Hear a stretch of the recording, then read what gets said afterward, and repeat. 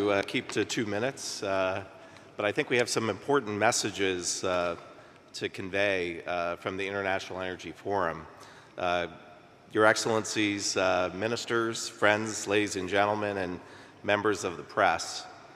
The IMF has called this century the African century because the UN projects that by 2050, more than 1/4 of the world's population will be African. And by the end of this century, two out of every 5 people on Earth will be African. So Africa's energy future is central to the future of the world's energy system.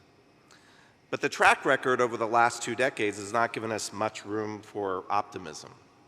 By contrast with other developing regions, Africa has made almost no progress in energy access over the last 20 years. The experience in Asia could not be more different.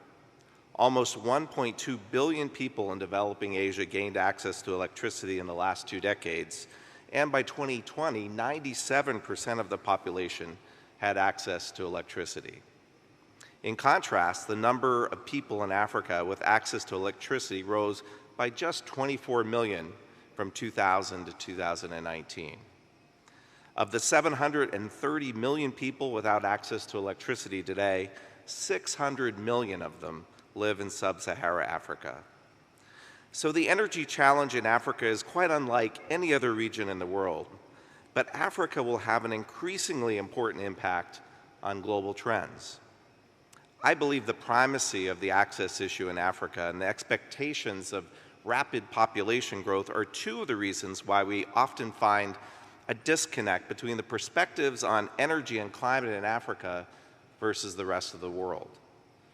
A recent study by the Clean Air Task Force looked at 156 recent peer-reviewed research papers on Africa's energy transition, and the findings were astonishing.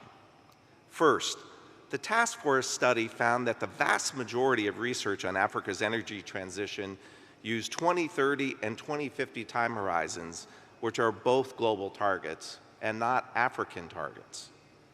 Very few of the papers discuss pathways to desired policy goals and focus instead on a global target date for net zero.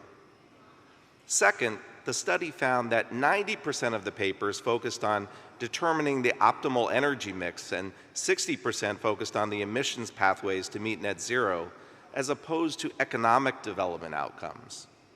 Only 10% of the papers considered economic development as a central outcome. Even when they did consider development as a priority, the projections for electricity use and economic growth were modest.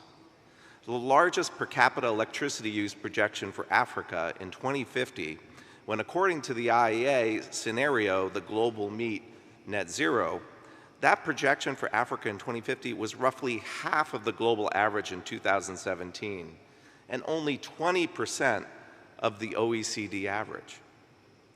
Finally, nearly 2/3 of the research papers were produced without an author based on the African continent. And most of these papers looked at Africa as a single entity rather than individual outcomes, individual countries. I don't want to read too much into these findings, but I do think they go some way to explaining this widespread lack of understanding of Africa's energy and development priorities. So my 4 takeaways are as follows. 1, energy transition experts have imposed emissions goals in Africa to fit with global priorities.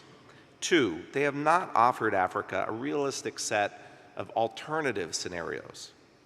3, they have prioritized meeting climate goals over development outcomes. And finally, they lack African perspectives. At the IEF, we've been conducting a series of global dialogues on the energy transition with a focus on the needs of the Global South, where most of the future energy demand is expected to come from.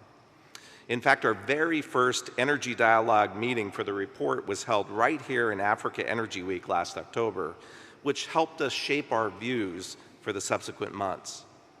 Our report published in August found that expectations of a single global pathway to net zero are misguided and outdated.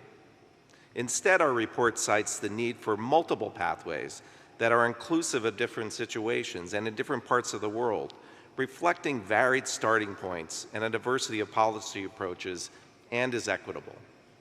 We'll be talking more about our IEF Global Energy Solutions Initiative in a strategic session on Wednesday at 11 a.m. right here in this hall. So I hope you'll join us for this important dialogue to support our initiative. To drive growth, Africa needs access to global capital, to develop more of its energy resources, and to help them meet internal demand, especially for natural gas. The case of Africa demonstrates why we need dialogue to encourage investments in new global energy supply and keep energy affordable. We must avoid the zero-sum game over restrictive policies that only escalates prices, broadens energy poverty, and will ultimately offer no progress at all towards net zero. I hope you will count on the International Energy Forum, the IEF, as a strong ally for Africa as we enhance understanding of global energy priorities and place Africa's energy priorities at the heart of the international energy discussion. Thank you very much.